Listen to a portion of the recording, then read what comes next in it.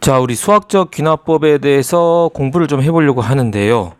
그에 앞서서 이 귀납법이란 말이 도대체 무슨 말인지 여러분이 좀 정리해둘 필요가 있습니다. 그리고 수학적, 왜 앞에 귀납법이면 귀납법이 왜 수학적 귀납법인가? 그리고 거기 귀납법에 반드시 요구되는 식이 하나 나오죠. 뒤에 보면 나오겠습니다만 점화식, 그죠? 점화식. 이란 용어가 있는데 요 용어보다는 여러분 교과서에는 뭐라 되느냐, 수열의 귀납적 정의, 이런 표현이 막 나와 있습니다. 수열의 귀납적 정의가 결국 이 점화식을 얘기하는 건데요. 왜 이게 필요한가 알기 위해서는 수학적 귀납법을 먼저 알아야겠죠. 그래서 우선 연역법 귀납법을 알아보는 순서를 좀 갖도록 하겠습니다. 과학에서 나오는 건데요. 연역법 귀납법은 어떤 걸 증명하기 위한 거죠. 어떤 자연계 형상이나 현상이나 어떤 사물들을 설명하기 위해서 우리 과학에서 두 가지 방법을 많이 쓰는데, 연역법이란 거는 요 이응 기억하면 좋을 거예요. 그죠? 여러분이 배웠던 거죠. 일반적 사실에서 옳고 그름 밝히는 겁니다. 근데 일반적인 거를 밝히기가 어렵죠. 그래서 뭐 합니까? 우리가 어떤 가정을 하죠. 적절한 가설을 세워서 가정을 한 다음에 우리가 실험을 해요. 그죠? 실험에서 판단해서 맞으면 결론 내리는 거죠. 일반적 논리에서 결론 내리는데, 만약 실패하면 또 가정을 수정해가지고 뭐 다른 실험을 세우면 되는 거죠. 이런 게 연역법입니다. 그러니까 과학에서는 대부분 연역적인 증명을 하죠. 뭐 어떤 이론이 있으면 뭐 우유를 먹은 학생이 키가 잘 큰다 그러면은 진짜 실험을 해가지고 효과가 있는지 없는지 증명을 하면 됩니다.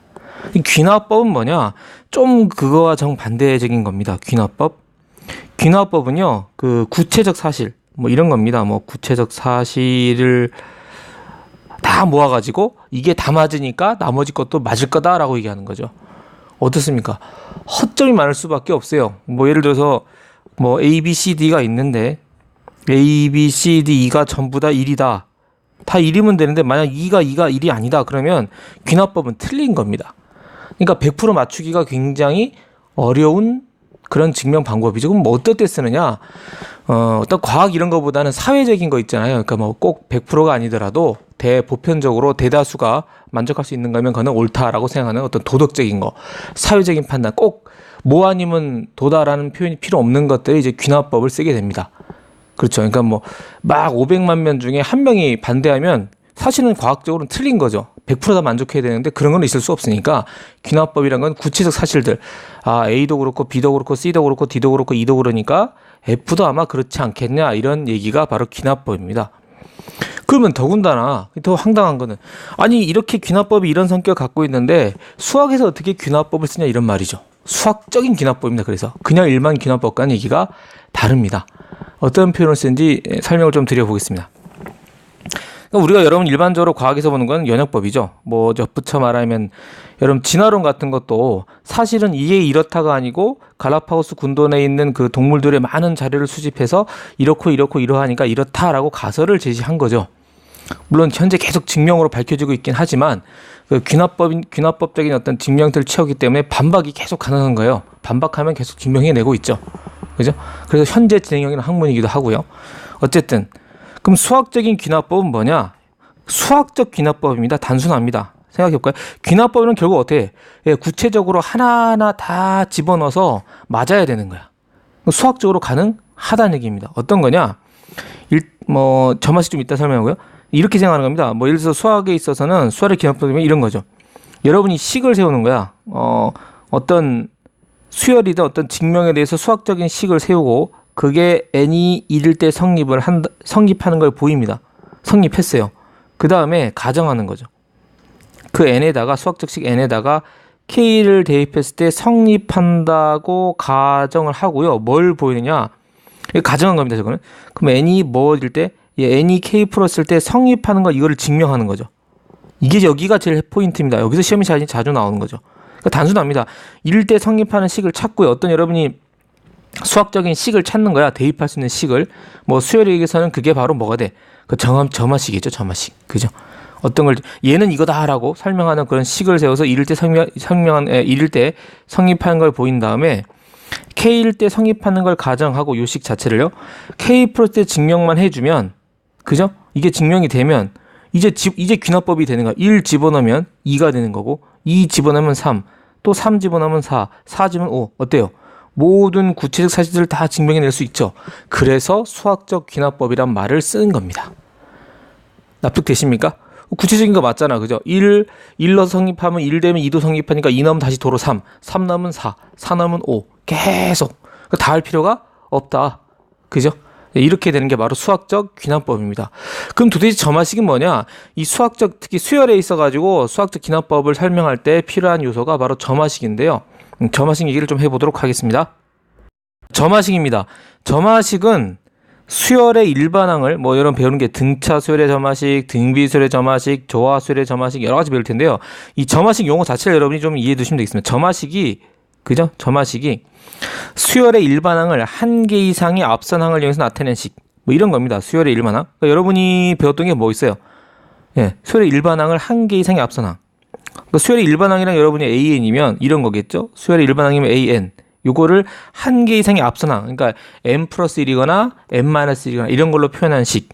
그러니까 등차 수는 뭐가 돼? 차가 일정한 거니까 이런 표현이죠. 앞선항 n 플러스 1에서 an을 뺀 게 d다. 요런 게 점화식이 되는 거예요. 요런 걸 뭐라 그래? 점화식이란 말을 쓰고요. 여러분 교과 과정이 개정되면서 이 표현 대신 뭘 씁니까? 수열의 귀납적 정의란 말로 대체가 됐어요. 근데 사실은 점화식입니다. 귀납적 정의예요. 귀납법 할 때 쓴다는 얘기죠. 귀납적으로 이렇게 정의 내렸다. 왜? 이 귀납법이란 게 이런 거잖아요. 여기 1 넣으면 2, 2 넣으면 3, 3 넣으면 4. 이거라는 얘기죠. 납득되셨습니까? 예, 점화식이 그런 뜻이고 그게 바로 여러분이 일부 책에서는 점화식, 일부 책에서는 귀납적 정의란 말을 사용하게 되실 겁니다. 등비수열은 뭐겠나요? 그죠? 등비수열은 연속된 항이 b가 일정한 거니까 여러분이 an 플러스 1을 an으로 나눠준 게 r. 요게 이제 등비수열의 점화식이 되는 겁니다. 되겠습니까? 그러면은 이걸 활용해서 뭐 일반항 표현이 가능하겠죠. 맞습니까? 그죠? AN이 일반항의 표현이 가능하다는 얘기죠. 요걸 통해서. 그죠? 이런 게 점화식입니다. 그럼 여러분이 또 배웠던 게 또 있지 않을까요? 그렇죠. 분명히 내용을 보면 수열의 일반항을 한 개 이상의 앞선항, 앞뒤로 이런 항을 향해 나타낸 거니까 여러분 등차중항 기억나시죠? 등차중항. 이것도 등차 수열의 점화식이라고 말할 수가 있습니다. 기억나십니까? 수열이 an 플러스 1 항이 an 플러스 2가 있을 때 만약에 등차 수열이면 뭐죠? 예, 2an 플러스 1이 an 더하기 an 플러스 2 이게 등차 수열의 점화식. 이걸 보고 여러분 등차 수열이 나와야 돼요. 왜냐? 조절해보면 an 플러스 1에서 an 뺀 거랑 an 절로 넘기면 an 플러스 2에서 an 뺀 거랑 같다는 거니까 그 같은 게 공차겠죠. 요게 이제 등차 수열이 되는 거고 등비 수열이면 뭐가 되겠어요? 예, 등비중항이니까 an 플러스 1항의 제곱은 an 곱하기 an 플러스 2가 되겠죠. 이것도 마찬가지로 고쳐주면 정의가 똑같습니다. an 플러스 1항을 an으로 나눠준 거랑 저 an 플러스 1로 an 플러스 2를 나눠준 거랑 똑같다. 그게 공비가 되겠죠. 이런 것들이 바로 등차수열, 등비수열의 점화식이다라고 말할 수 있고 문제에서 그죠? 문제에서 여러분이 이게 주어지든 등차수열 이게 주어지거나 이게 주어지면 그죠? 요게 주어지면 등비수열 이렇게 파악하고 문제를 풀어주시면 되겠습니다. 이런 걸 수열의 귀납적 정의 또는 수열의 점화식이라고 합니다. 그 외에도 굉장히 많은 점화식이 존재합니다. 뭐 개차수열 여러 가지 군수열도 그렇고 여러 가지 존재하거든요. 그러니까 점화식은 어쨌든 수열의 일반항을 앞선항 또는 뒤에 한두 개 차이 나는 항 두 개 이상, 한 개 이상, 그러니까 하나 이상, 그러니까 한 개도 좋고 두 개도 좋고 세 개도 좋고 이런 걸로 표현할 수 있는 거를 바로 수열의 귀납적 정의, 그 수열의 점화식이라고 한다고 여러분이 이해해 주시면 되겠습니다. 그럼 지금부터 할 건 뭐겠습니까?